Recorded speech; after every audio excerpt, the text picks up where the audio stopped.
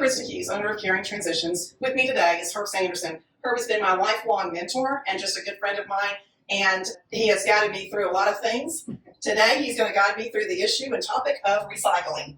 Herb, why is this an important topic? Well, I learned a few years ago that a lot of the stuff that we are doing for recycling really doesn't work. That I was putting a lot of stuff in the recycling bin that I learned it was just ending up in the dump. And I got kind of interested in that. And when I did a little more research, I learned that the triangle that you see right here now has a little number in it. But those numbers really don't tell you a lot. You really have to look at your local company or your city to see what they accept. For example, in Little Rock, the only plastic they accept are a bottle like this that has a neck on it. They'll accept detergent bottles that have a neck on it. That's the only plastic they want. They don't want these nice, hard-looking plastic things like this. I don't know of any recycling program in the United States that accepts this hard plastic. They don't want your little, nice-looking yogurt cups.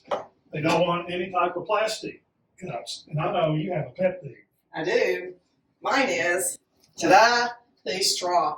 I did not know how offensive this was to the environment, but this is in the top 10, probably 4 or 5, in terms of the single item that is destroying our earth. Now, Caring Transitions is a green company because we are a repurposable company with estate sales and online auctions. So obviously it is an issue close to my heart. You sent me a picture. You sent me this picture. Here. It's a picture of a recycling bin. And right on top, you can see plastic bags. The city of Little Rock and a lot of other communities will not accept plastic bags. Now, you can take your plastic bags, and I encourage people to do so, to Target, Walmart. Most grocery stores will accept these plastic bags. They'll also accept the plastic, like if you buy a big roll of paper towels or whatever, that film that's wrapped in, they'll accept that. But do not put plastic in the recycling bin unless you know for sure you live in a community that accepts it. What about Amazon boxes? That's probably the number one thing I do. Amazon boxes are fine. Oh, okay. They like cardboard. Like it to be clean. Broken down. Yeah, get it in the box. This one has a metal light. And to be honest, I doubt seriously that could be picked up by the recycling people because it's got too many different parts in it. So just call, look on the website and see what you can or can't recycle. And even though you can recycle these bottles, be sure you leave the lid on. Don't put them in separately because these little lids get in there and clog up their machines, which they don't like. Then, go ahead. I was going to say, so you've been studying this. So what are some personal habits that you have changed? Well, the biggest one is I carry several of these in my car. So when I go to the grocery store, I don't have to worry about what I'm going to do with these plastic bags when I get home because I reuse these. And it does take a little time. I'll still occasionally get out of my car, get in the grocery store and think, oh, where's my bag? And not have it.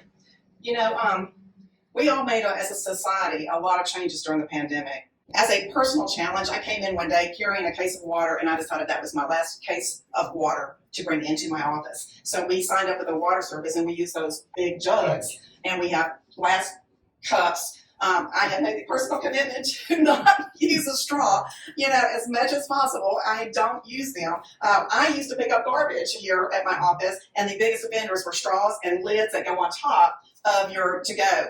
So that's a big deal to me. There are some movements that I've noticed when I was doing some research when you started firing me up to like Waste Not Wednesdays or something to that effect, where you pick a day and you absolutely make a commitment that you're not going to violate, the single-use, philosophy of waste. So, I guess what I want to leave to the viewer of this is what is something we could challenge you to do as if, the ones that are watching this program or reading the blog that Herb had sent to me is, make, a small change, just like the bags, just make a small change. I saw a thing on one of the websites that said, if you don't need it, leave it. That's just, golly, that's just simple. Yeah. And we're a community that needs to say we can leave it more.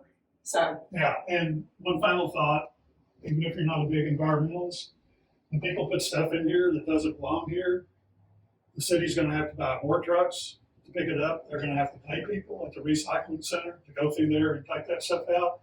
So you're paying for it. So it's economically feasible to do the right thing too. Appreciate your time. It's good to see you. Good to be here.